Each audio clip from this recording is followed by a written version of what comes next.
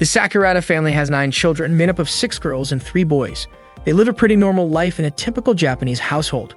One morning, Aoi, the eldest of the Sakurada siblings, woke up Akane and Hikari. She told them that everyone else was already up and getting ready to leave. Akane, the 4th child, was shocked to see that it was already 10 minutes past 7, and she rushed to get ready for school. Mornings at the Sakurada household are like a battlefield because there are so many of them. Every day they have to compete for the bathroom and toilet. Aoi was helping their mother prepare breakfast. That morning, their mom, Satsuki, was making vegetable omelets. She reminded the kids not to leave any food behind. The Sakurada family had breakfast together before heading out. Haruka, the 6th child, told their mom that they were out of toilet paper. Misaki, the 5th child, asked whose turn it was to do the monthly shopping. It turned out to be Shu's responsibility, and he said he would go shopping after school.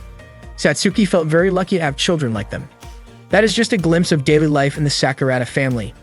Even though the siblings often cause problems for each other, they do their best to get along. At first glance, the Sakuradas might look like a regular big family, but there is something special about them, something that sets them apart. Their father, Soichiro Sakurada, is actually the king of the country. That morning, Soichiro was about to leave for work. He mentioned that he would be having dinner at home that night. Aoi, Akane, Kanade, and Shu left for school together. On the way, they were greeted by several people they passed by. Akane looked embarrassed and even tried to hide behind Aoi. Kanade was surprised that Akane was still shy around others and told her she needed to fix that bad habit.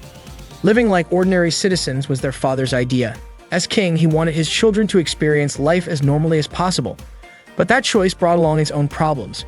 It turned out that the siblings were constantly being watched by surveillance cameras. The cameras changed locations every week. Akane was startled when a camera suddenly pointed at her. She did not want to be filmed at all, and she had even memorized the locations of every camera.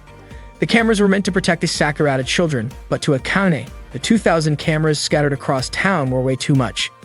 Kanade was amazed that Akane could remember all the camera locations. If she knew where they were, she would definitely use that to win over the public, especially since the Sakurada siblings were candidates for the next king. Akane could not understand why they even needed an election for the next ruler. That had been Soichiro's decision as both their father and the current king. He had announced that once Aoi graduated from high school, they would hold an election to choose the next monarch. That announcement came in April, and the election would be held the following March. Akane never imagined that their father would take it that seriously. Kanade and Shu picked up their pace because they were worried about being late. Aoi encouraged Akane to hurry up too, but Akane was still anxious about the cameras that kept focusing on her. Aoi offered to walk in front of her to draw the camera's attention away. Akane was confused because she had just found a safe path without cameras, but now one had been relocated there. Aoi reminded her that if she kept avoiding cameras, they would end up late. In the end, Akane had no choice but to use her flying ability to avoid being tardy. Every member of the Sakurada family had a special power, which was proof that they were part of the royal family. Akane's ability was to manipulate gravity on herself and anything she touched. While flying, Aoi asked if Akane could slow down because the wind had blown her skirt and her underwear had shown. They nearly fell because they were not being careful. That day in the Sakurada kingdom, Shiro, one of the royal advisors, scolded Soichiro for taking the crown outside the palace. Just imagining the crown getting lost gave Shiro a stomachache. Soichiro brushed it off, saying Shiro was always too anxious. He then asked how the children were doing. Shiro reported that Shiri had already arrived at kindergarten. Misaki, Haruka, Hikari, and Teru would get there in 5 minutes, while Shu and Kanade were expected in 10. Aoi and Akane might have used their powers, since the cameras could not track them. Soichiro reminded Shiro to keep an eye on the children. After that, Soichiro was ready to begin his royal duties, and the palace guards escorted a television crew inside for the scheduled broadcast. Meanwhile, the bell rang at Sakurada Royal High School. Akane had just arrived when her 2 friends came up to her. They knew mornings were always tough for Akane. For her, both school and home were the only places where she could escape from all the eyes constantly watching her.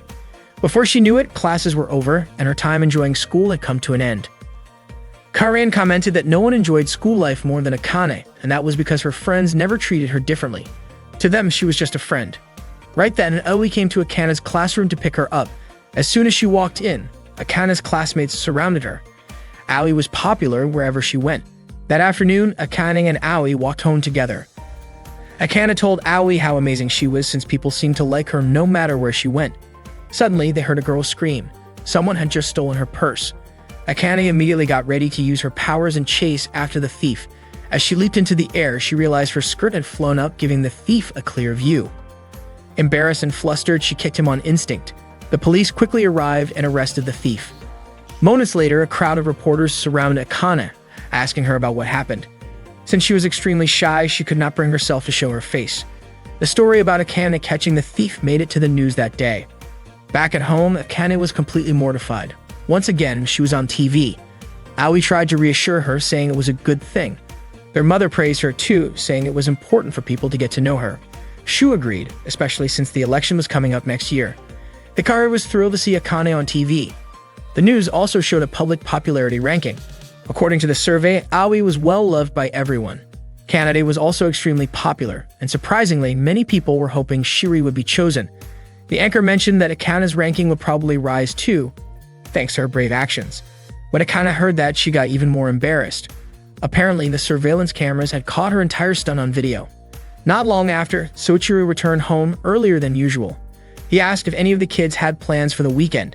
Hikari got excited and asked if he was taking them somewhere, but Soichiro had a different plan. They would all be appearing on TV. That weekend, the entire Sakurada family was on television. They were going to compete in a game show and show off their powers. The game was a mission to save Dandy, a stuffed doll placed on a rooftop, watched by the entire audience. The Sakurada children had to collect as many dandies as they could and drop them into a basket below. Before the event started, a message from King Soichiro was broadcast. He encouraged his children to do their best so the citizens could get to know them. He also announced that whoever scored the lowest would have to clean the palace toilets. The kids were stunned by the punishment. Why did there have to be a consequence like that? But Akane actually preferred the idea of cleaning toilets over being the center of attention. They had 60 minutes to complete the game. Not long after, the event began. Terry was the first to move. His power allowed him to exceed human limits. He was basically a superhuman. Thanks to his ability, he climbed the building with ease. Unfortunately, something unexpected happened. The building he was climbing began to crack and he fell. Not long after, Hikari sprang into action. Her ability, known as the Hand of God, allowed her to control life itself. She could manipulate the growth of living things. She used this power to make a tree grow tall enough for her to reach the top of a building. Teru, seeing this, said she was amazing. Unfortunately, Hikari made the tree grow too tall, which made it hard for her to reach the rooftop. The tree would return to its original size within 24 hours. Kanade was surprised by what Hikari did. She then used her own power called the Creator or Gate of Heaven. She created several drones and sent them flying up to retrieve the dandy. Kanade knew that every item she created would automatically deduct money from her bank account. The drones collected the dandy and dropped it into her basket. At that point, Teru had earned 4 points, while Kanade had 5. Seeing that, Misaki got excited. Her power, called One for All, allowed her to create up to 7 copies of herself. She commanded her clones to go collect the dandy, and they climbed up using the emergency stairs. At the same time, Shiri was off on her own, admitting that she did not quite understand what was going on. Aoi came over and asked what was wrong. Shiri explained that the fire hydrant man gave her a shortcut, but she did not get it. Aoi asked what exactly he told her. Shiri replied that he said, "Freight elevator B2, go up to the 27th floor." Hearing that, Aoi understood it was a route. Shiri then asked how Aoi knew that. It turned out Aoi had been to that place before. Shiri's ability, called Soulmate, let her talk not only to animals but also to inanimate objects. Meanwhile, Aoi's power, perfect memory, or invisibility gave her an unshakable memory. She never forgot anything she had seen. That was when Shu decided to begin his run. His power transporter let him instantly teleport himself and anything or anyone he touched to wherever he wanted. Thanks to that, Shu was able to collect several dandies in no time. Haruka was determined not to come in last, so he started moving as well. His ability, Next Possibility, allowed him to see the most likely outcomes from a range of potential futures. He approached Akane and told her to stay calm. According to him, if she kept standing still, there was an 87% chance she would end up in last place and a 74% chance he would. But if they worked together, those chances would drop by 25%. Akane said she did not mind coming in last because she did not want to stand out any more than she already did. Besides, the punishment was just cleaning toilets. Haruka then asked if she knew how many toilets there were in the palace, and that if she did it, she would end up meeting a lot of people. After hearing that, Akane felt more motivated to join the race and confidently said she would come in 8th. Haruka invited her to team up with him. Akane's ability, Gravity Core, let her control the gravitational force of her own body and anything she touched. With Haruka, she took off and began flying toward the rooftop. Haruka was confused about why Akane was flying so slowly, since she usually flew straight up in one go. Akane said she could not go faster because she was afraid her underwear might show. Haruka gave her a push to help her reach the rooftop faster. Akane blushed and told him that just because they were siblings did not mean he could do something like that. Kanade noticed what the two of them were doing and found it odd. Meanwhile, Shu had just picked up his 50th stuffed toy. Teru, watching, commented on how impressive Shu really was. Suddenly, Akane and Haruka landed near them and almost ran into Teru. Luckily, Shu teleported just in time and took Teru with him to safety. They ended up in a place surrounded by blooming cherry blossoms. Back near the rooftop, Haruka told Akane about her clothes. It turned out that during the chaos, Shu had accidentally taken Akane's skirt with him, which was obviously super embarrassing for her. The race finally ended. Shu came in first place, while Akane and Hikari finished with the lowest scores. Hikari was surprised since she felt like she had worked so hard. But according to Misaki, Hikari had just been sitting in the tree the entire time. Next, the host announced the current rankings in the election to decide the next king. There were still 3 people who had not appeared in the top 3 yet. They revealed that Kanade was in 3rd place, Akane in 2nd, and Aoi had taken 1st place. Back at home, Akane could not stop thinking about the embarrassing moment during the race, specifically, what happened with her underwear. Even during dinner, she did not touch her food, even though their mother had made her favorite dish, steak. Saochuru reminded everyone that his children were born into the royal family, which meant they would always attract public attention. It might be a burden sometimes, but as members of the royal family, they had duties and responsibilities. They were symbols of the country, and also its source of hope. Saochuru admitted he did not yet know who would be his successor, but what he truly wanted was for each of his children to grow up with strength of heart. That day, their father brought the crown home again.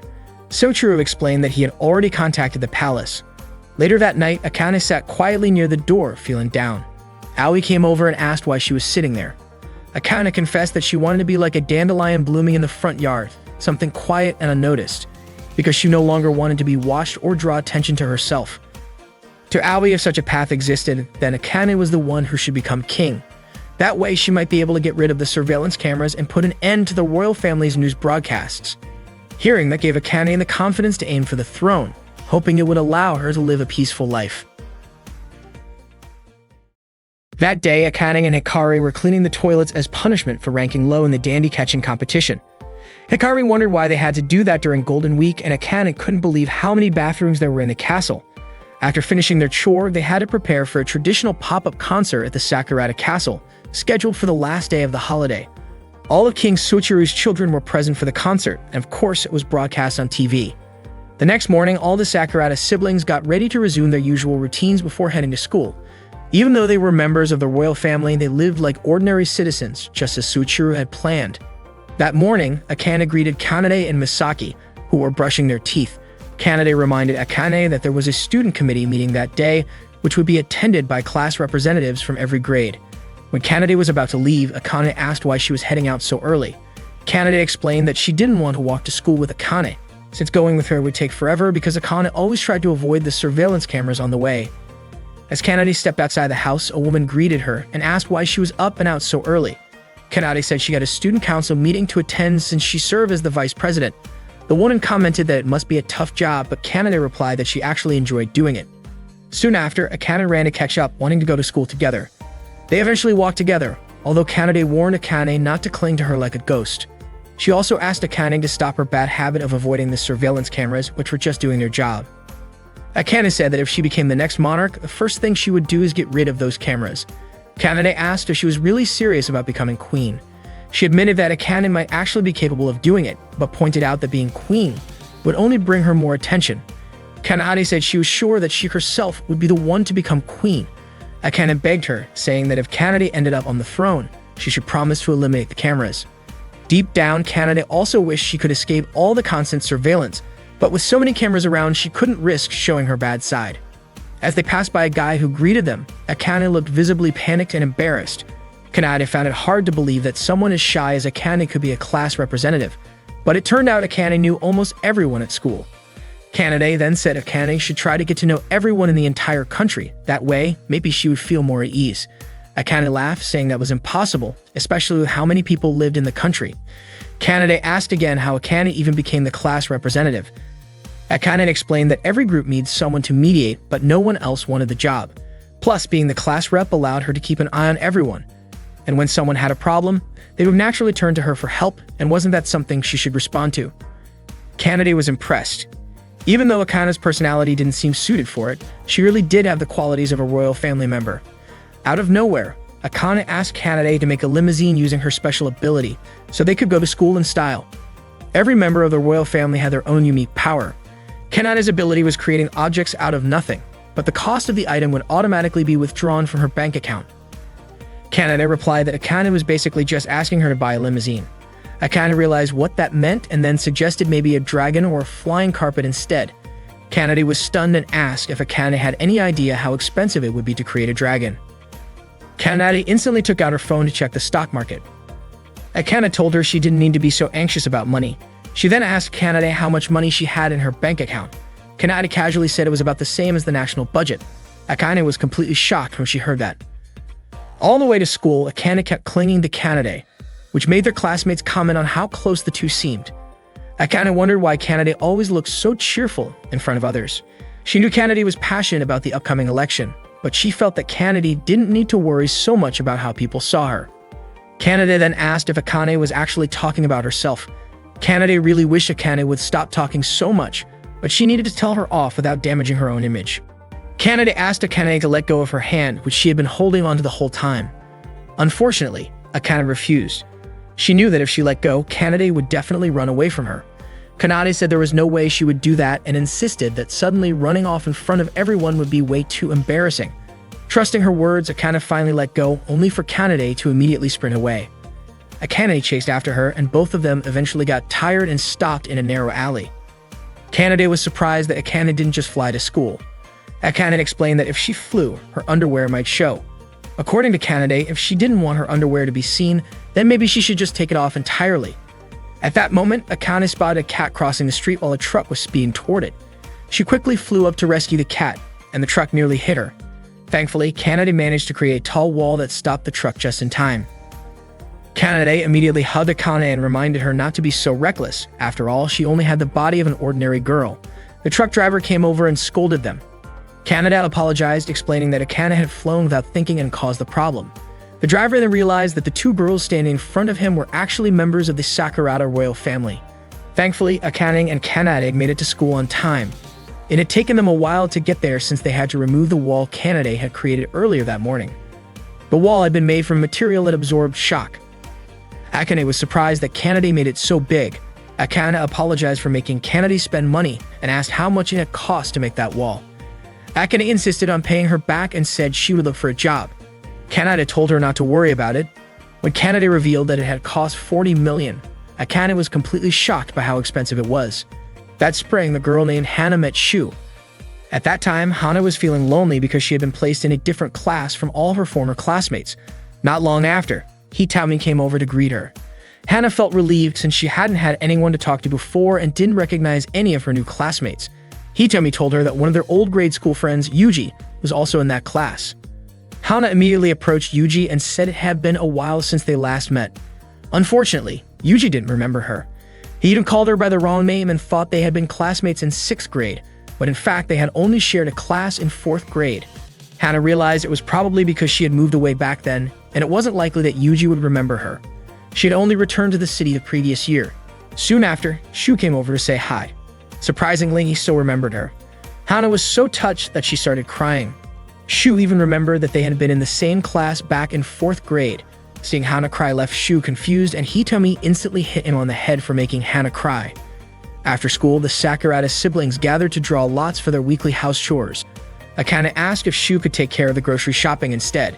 She said she was fine doing other tasks like cleaning, laundry, and cooking. Akane didn't like going shopping because there were too many surveillance cameras watching her. Misaki responded that if that was the case, then Akane should handle all the other chores aside from shopping. However, Aoi reminded everyone that they had already agreed to support each other, so the tasks needed to be divided fairly. Everyone picked their tasks, and Akane ended up taking the last remaining lot. Just as she feared, she got the shopping duty. Akane really didn't want to leave the house, but Shu pointed out that their fridge was completely empty. Hikari mentioned she was really craving curry and even offered to go with Akane. Still, Akane said she just couldn't bring herself to go outside because of her hatred of being filmed. Hikari found it strange, especially since Akane had already been caught on camera before and had drawn a lot of attention. Akane insisted that she never intended for that to happen and didn't want to do anything embarrassing in public. To Hikari, though, it was already too late to worry about something like that, especially since, according to her, Akane's underwear had probably already been shared all over the internet. That only made Akane even more frantic, and she became more determined not to step outside. Seeing her like that, Shu offered to switch chores with her, but only on one condition. Akane had to wear her ponytail higher for 1 whole month. Akane said the kind of hairstyle didn't suit her and pointed out that the chore assignments only lasted for a week. Eventually, she agreed to the deal but asked if it could be just for 3 weeks instead. Shu accepted her counteroffer. The next day, Hana was waiting eagerly for Shu in class, wondering what kind of conversation they might have that day. She was completely caught off guard when Shu suddenly showed up right in front of her. Surprised, she let out a loud shout, which startled Shu so much that he accidentally spit out the milk he was drinking. He quickly apologized, while Hana couldn't help feeling happy that Shu had finally looked at her and spoken to her. Hitami, however, was annoyed by the scene and scolded Shu. Hana rushed off to the restroom to clean her hair and face. She couldn't believe Shu had actually looked at her for so long earlier. Hitami told her not to worry about it, pointing out that Shu was probably just looking in her direction because his seat was directly behind hers, and besides, wasn't Hana always staring at him during class anyway? Panicking a little, Hana asked if they could switch seats. But when Hitami asked if she was absolutely sure, Hana quickly backed out. Then Hitami asked what exactly Hana liked about Shu. Embarrassed, Hana asked why she was suddenly being asked such a question and tried to change the topic. According to Hana, Shu was a kind person. He had once lent her an eraser, complimented her new bangs, and hadn't forgotten about her. Though, as Hitami pointed out, she had done all those things too. Hana responded that maybe, just maybe, she liked Hitami as well. Hitami accidentally pushed Hana in Shu's direction. As she bumped into him, Hana felt oddly calm when she caught his scent. Shu was confused and asked what Hana was doing. She quickly apologized and said she had tripped. Then she asked if he was hurt. Shu said he was fine, and that made Hana feel relieved. She apologized again before running off. Shu then turned to Hitami and asked if Hana always acted that formal. He also noticed that she never looked him in the eyes when they talked. Later that day, when classes were over, Hitami asked Hana if she wanted to walk home together. But Hana said she felt like she had forgotten something important. After thinking about it for a moment, she realized she hadn't said goodbye to Shu. She rushed off to find him, only to see that Shu was already leaving, with a girl walking beside him. Hana couldn't help but wonder who the girl with twin tails clinging to Shu was. That day, Shu was walking home with Akane. Akane had tied her hair higher than usual, just like Shu had suggested earlier. Meanwhile, Hana was secretly following the two of them. She overheard Shu saying that he did not mind walking home with that girl every day. Hana assumed the girl was Shu's girlfriend, so she kept tailing them. She also heard them chatting about shopping and dinner, which led her to think they might be living together. Shu encouraged Akane to get more used to the environment around them. Since they were part of the royal family and seen as national symbols, they would always be in the public eye. He believed Akane should be proud of being part of the royal family and begin settling into that role. Akane started to understand his point. After all, she was a member of the royal family too. Still, Shu wasn't asking her to change overnight. Hana couldn't quite catch all of their conversation, but from a distance, it looked like their bodies were pretty close. At that moment, Shu noticed that someone was following them. He grabbed Akane and quickly led her into a narrow alley. Hana ran after them, only to be shocked when she suddenly came face to face with Akane. Akane immediately recognized Hana as one of Shu's classmates. Shu then stepped out and asked why Hana had been following them. Hana, clearly flustered, struggled to come up with an answer. Shu asked if there was something difficult to say. Stammering, Hana finally admitted that she liked Shu and was worried about him. Shu didn't expect that and said he was really happy to hear how she felt. Unfortunately, he explained that he needed to focus on the upcoming election and was busy trying to come up with strategies to prevent Kanade from becoming the next monarch. Akane was surprised to hear that Shu was actively trying to stop Kanade from winning the throne. Hana then asked if it would be okay for her to wait until the election was over, even though it was still a year away. She said she didn't mind waiting. Shu promised that he would definitely give her an answer when the time came. Hana was touched and thanked him, visibly moved by his response. Akane suggested that Shu walk Hana home, saying she could head back by herself. However, Hana declined and chose to go home on her own. As she walked away, Akane asked Shu why he didn't go after her. Shu replied that Hana was stubborn and might just end up causing trouble if he did. He also added that Akane was pushing herself too hard by insisting on going home alone. Akane seemed a little sulky during the walk back and Shu apologized. That night, Hana talked to Hitomi on the phone and told her what had happened. Hitomi said she was going to punch Shu the next day, but Hana quickly stopped her and warned that she would never forgive her if she actually did it. Hitomi laughed and joked that Hana was acting like she was Shu's girlfriend. Embarrassed, Hana immediately hung up. A moment later, her phone rang again. Thinking it was Hitomi calling back, she picked up, but it turned out to be Shu. He just wanted to make sure Hana had gotten home safely. Hana was stunned and her face turned bright red. After saying goodnight, Shu ended the call. Still in disbelief that Shu had called just to say goodnight, Hana started to wonder if he might actually have feelings for her too. Meanwhile, Shiri was reminded of something Yuji had once said. Yuji was surprised that Shu remembered Hana at all. But according to Shu, there was no other girl as genuine as Hana. Yuji couldn't quite understand Shu's perspective, which turned out to be more thoughtful than he had assumed. He hadn't expected Hana to have grown more refined either. Shu explained that Hana was just like any ordinary girl, and there was a calm, down-to-earth quality that naturally radiated from her. He felt that Hana hadn't changed at all since their days in grade school. That night, before going to bed, Akane couldn't stop thinking about Shu possibly dating Hana after the election. She still didn't understand why Shu was so against the idea of Kanade becoming the next monarch. The thought of the upcoming election left her feeling uncertain and overwhelmed. That day, Ikari went to school with her two friends. When they saw a poster of the king candidates, her friends said they were definitely going to vote for Hikari. At a glance, she looked just like any ordinary grade school student, but in reality, she was a member of the Sakurada royal family and one of the candidates for the next king in the upcoming spring election. According to the previous rankings, Aoi was the most popular among all the siblings, followed by Akane in second place and Kanade in third. Hikari was ranked fifth. She had even been beaten by Shiri. In Hikari's opinion, a king should look dignified, stand out, and be popular. She was confident that she would definitely become king. That weekend, Akane was surprised to find that it was her turn to go grocery shopping again, even though she really didn't want to leave the house. Hikari said she was craving curry. Akane was extremely anxious about the surveillance cameras outside as she stepped out, but Hikari told her it was pointless to worry, since her underwear had already been broadcast all over the country anyway. Kanade asked if anyone was planning a campaign. Teru and Hikari admitted they were thinking about it, but Kanade didn't see them as threats. Akane disagreed because she felt Hikari had been putting in real effort. Hikari believed that if she got serious and used her ability, gathering votes would be a piece of cake. She was sure the public would love her mature charm, which she could showcase thanks to her ability to temporarily manipulate the growth of living beings. Misaki reminded everyone that the effect only lasted for 24 hours. But Kanade pointed out that everyone already knew Hikari was just 10 years old, so altering her appearance was meaningless. After all, she was only changing how she looked, and Kanade warned her not to try attracting people's attention based on appearances alone. Hikari was puzzled and asked if Kanade wasn't the one who cared a lot about her own looks too. Hikari confidently said that in the future, her chest would be much larger. Kanade, however, said that shape was more important than size. Still, Hikari insisted that size was what really mattered, and she claimed that Shu had told her so. Shu quickly denied it. Hikari asked Akane what she thought, but after noticing Akane's flat chest, she apologized right away. Kanade mentioned that Aoi's lack of interest in the election could be an advantage for the rest of them, but Aoi herself might not see it that way. Kanade suspected that if Aoi got serious, she'd be unbeatable. She also believed that Aoi didn't entirely agree with the idea of becoming king and would probably do something to hurt her popularity. Akane was curious and asked what kind of thing could damage Aoi's popularity. Kanade jokingly said like eating Akane's pudding without asking. Akane replied that something like that would just make her mad, not lower anyone's popularity. Then Hikari urged Akane to hurry up and go shopping and offered to go with her. The two of them walked out together. When they noticed a security camera, Hikari thought it might be a good chance to get some attention. But Akane stopped her from taking that route. She warned Hikari that the public wouldn't appreciate it if she was only trying to show off.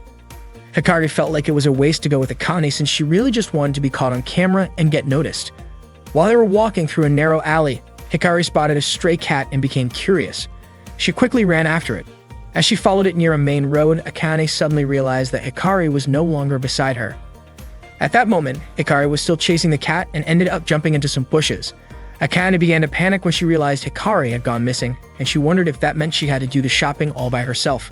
Summoning her courage, Akane decided to ask someone nearby if they had seen Hikari, but the person she spoke to seemed frightened, likely because of Akane's intense way of speaking. Meanwhile, the cat Hikari was chasing had climbed up a tree and couldn't get back down. Hikari tried to help it by climbing the tree, but she wasn't able to. She thought maybe if she grew herself taller, she could reach the cat. However, when she used her ability to turn into her adult form, the cat suddenly became aggressive upon seeing her transformation. Akane finally spotted Hikari, but when Hikari turned toward her, Akane panicked and ran away, thinking she had the wrong person. Hikari called out, confirming that it was really her. Akane quickly invited her to go shopping, and although Hikari wanted to join, the clothes she was wearing had become too tight because her body had grown. When they returned home, Shu didn't recognize her at all. To fix the situation, Hikari shrank Akane's body so they could swap clothes. As soon as Misaki saw the tiny girl, she scooped her up and carried her inside. Shu pointed out that Akane's body was way too small. Hikari had accidentally shrunk her too much. He explained that the effect would wear off in 24 hours, meaning Akane would be Misaki's living doll for a whole day. That night, the TV reported the results of the public vote from the first week of June. Aoi and Kanade were still in first and second place, while Shiri held third and Akane came in fourth. Hikaru was confused about why her ranking hadn't gone up even though she had saved a cat. Akane then explained that there were no surveillance cameras where Hikari had rescued the cat. Misaki pointed out that Hikari had always been the type to help others and encouraged her by saying there would still be other chances. The following week, Akane once again drew the shopping chore. She was confused about why she kept ending up with it. Teru asked Aoi if he could be the one to draw the next assignment instead. Aoi told him he could only do that once he had grown a bit. Annoyed, Teru bumped his elbow into the cabinet. Shiri asked if he was okay, and Teru responded with a strange and hard-to-understand phrase to calm himself down. He then asked Akane to let him go shopping in her place. Shu wanted to know if Teru had a reason for that. Teru explained that he was doing it to protect something precious to him, and that in order to grow stronger, he needed to face trials. Shu loved that answer and gave him permission to take on the task. Shiri thought Teru was a bit reckless and was worried about him going shopping alone. She told him she would go with him. Teru replied that it was supposed to be his training and no one knew what kind of dangers might appear. Even so, Shiri insisted on going. Eventually, Teru agreed but told her not to stray too far from him. Watching the two of them leave, Akane started to feel guilty, thinking she had pushed them into doing it. Shu then suggested that she go with them too. At that moment, Akane asked Hikari for help. Not long after they left the house, Teru realized he had forgotten the shopping bag. He was flustered because problems kept popping up one after another. Just as he was about to ask Shiri to go back and get it, Shiri pulled out the bag she had brought along. They continued walking but were soon confronted by a barking dog. Teru shouted at the dog to quiet down, but it kept barking. Shiri then spoke to the dog using her special ability, telling it that she and Teru were just passing by and not troublemakers. The dog understood her and calmed down, having mistaken them for intruders earlier. Teru grabbed Shiri's hand and told her to run. Teru believed that without a strong will to become king, they could easily end up in danger. He also mentioned that what they just faced was nothing compared to his potential as a superhuman. Even though Teru had powers stronger than most adults, he wasn't allowed to use them carelessly. He had promised his mother to be careful because his abilities were incredibly strong and potentially dangerous. At that time, Hikari was following Akane. Not long after, Teru discovered them, but he didn't recognize them. He scolded them for tailing him. Shiri noticed what was happening and both Akane and Hikari quickly left, reminding Teru that he was supposed to be shopping. Teru then remembered that he was on an important mission to buy groceries. Teru and Shiri arrived at the supermarket. According to Teru, the journey there had been full of obstacles and the real adventure was just beginning. Shiri told Teru there wasn't a shopping list in their bag, but Teru was convinced that the two people who had followed them earlier must have taken it. Shiri used her ability to summon the shopping list, and it turned out it was in Teru's pocket the whole time. After buying everything on the list, they headed home. Teru proudly declared that the mission had been successfully completed. On their way back, they encountered a stray dog. Teru looked terrified. Shiri used her power and asked the dog to let them pass, and the dog replied by asking for food. Unfortunately, Shiri didn't have anything to give. As the dog seemed ready to attack Shiri, Teru immediately used his power to defend her. He called the dog a coward for trying to attack someone weaker than him. Although Teru had promised their mother that he wouldn't use his powers recklessly, he had made up his mind that if anyone ever tried to hurt Shiri, he would break that promise to protect her. The dog got scared and ran away. Teru made sure Shiri was okay and told her they should head home. At that moment, Shiri asked if they could hold hands on the way back. The next day after school, Hikari went over to her friend's house. She was still thinking about how to boost her popularity for the upcoming election. They watched a concert on TV by Sakten, a newly debuted idol who had already drawn a crowd of over 10,000 fans. Inspired by this, Hikari realized there might be a simple way to become more popular. Akane entered Hikari's room calling for borscht so she could feed him. Seeing Akane, Hikari quickly wrapped herself in a blanket. Akane said she wasn't sure what Hikari was planning but warned her not to take things too far. Hikari decided to stay quiet until she officially became an idol to prevent others from copying her idea. She read a book about how to become an idol and learned that she needed to go through an audition process. Since she was still in grade school, she would need a guardian to accompany her. Unfortunately, it would take another 2 years before she could audition on her own. Determined, Hikari came up with a plan to transform herself into a middle schooler so she could attend the audition independently. Feeling confident about her plan, she started looking for a costume, so she decided to search Misaki's wardrobe instead. While she was going through Misaki's closet, Haruka walked in and immediately questioned her. Hikari explained that she needed an outfit for an audition. She admitted that she wanted to become king, so she was thinking of ways to boost her popularity and wanted to try becoming an idol. Haruka agreed to keep her secret from the rest of the family, but told her that if she was serious, she needed to fully commit. Hikari managed to pass the audition without anyone in her family finding out. Haruka helped train her for the next round. It was true that she had lost sight of her original goal for a moment. There were always countless easy ways out, but what was the point of shortcuts when it's the struggles that make success meaningful? That day, Hikari went to her second audition with Haruka. Haruka reminded her that as members of the royal family, they might be treated differently, so they had to be careful to hide the truth. Hikari owed her friend Shika a big thanks. Shika had let Hikari use her name to apply for the audition. Shika was thrilled to have a friend aiming to become an idol. Haruka encouraged Hikari to show off her amazing charm, reminding her that once her true identity was revealed, it would be hard to go back. Hikari stepped into the studio, and the staff asked for her ID card or student ID. Hikari handed over her elementary school student ID only to realize that it displayed her real name. The audition staff didn't recognize her as a member of the royal family, but the real issue was the fact that it was an elementary school ID. The staff mentioned that Hikari looked older than expected, and they suspected that there might have been a mistake during the photo review process. The audition panel apologized, explaining that they weren't recruiting grade school students at the time. Hikari left the studio and told Haruka what had happened. Technically, Haruka could have posed as her guardian to help her apply for an audition specifically for grade school students, but he chose not to mention that option. Instead, Haruka suggested they go home and told her that even in the face of failure, there's always a light shining through. While Haruka went to the restroom, Hikari waited for him at the park. Not long after, a man approached her. He introduced himself as Kuji and said he worked in production. He asked if Hikari was interested in becoming an idol. Hikari excitedly said that she was. Kauji studied her face and said she had a positive aura. Intrigued, Hikari decided to go with Kauji to his studio. When Haruka returned from the restroom, he noticed that Hikari was no longer there. At Kauji's studio, Hikari showed off her talent. Kauji's superior even praised him for discovering someone as promising as Hikari. Soon after, Sakshin appeared. Hikari recognized her immediately and told her that she wanted to become an idol just like her. Kauji asked Hikari if she was truly serious about becoming an idol. Hikari responded with enthusiasm. Kauji then said he needed to speak with her guardian and asked her to contact them. But it turned out that Hikari's phone was still with Haruka. Earlier during the first audition, Hikari had given her phone to Haruka so it wouldn't distract her. Kauji then asked her to give him her home phone number, but she couldn't remember it, so he suggested going straight to her house. Hikari agreed and even invited Sakshin to come along, though Sakshin declined because she had a recording session that day. As they were leaving the studio, Haruka saw Hikari. She told him that she had just been scouted by an agency. Haruka reminded her that she shouldn't go off with strangers. Kauji then asked for Hikari and Haruka's last name. Hikari answered truthfully and said she was from the Sakurada family. Kauji and his superior immediately went to apologize to Suchiro for not treating Hikari with proper respect.